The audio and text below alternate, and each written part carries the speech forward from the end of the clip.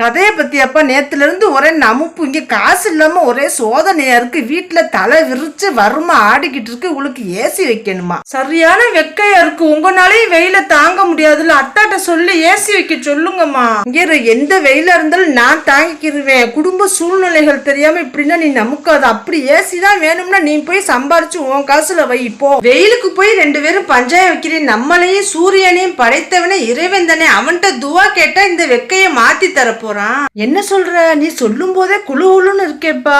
அது மட்டும் இல்ல, கடுமையான வெப்பம் நரகத்தின் வெப்ப காற்றின் வெளிப்பாடாகும் என நபி ஸல்லல்லாஹு அலைஹி வஸல்லம் அவர்கள் சொல்லியிருக்காங்க. அப்ப நம்ம என்ன செய்யணும்? யா அல்லாஹ், நரகத்தின் வேதனையிலிருந்தும் அதன் சோதனையிலிருந்தும் செல்வத்தின் தீமையிலிருந்தும் உன்னிடம் பாதுகாப்பு தேடுகிறேன். நான் உன்னிடம் வறுமையின் சோதனையிலிருந்தும் பாதுகாப்பு தேடுகிறேன் யா அல்லாஹ் என்று துவா செய்யணும். நம்ம மட்டும் இல்ல, அனைவருமே செய்யணும். அனைவரும் அல்லாஹ்விடம் பாதுகாப்பு தேடுவோம்.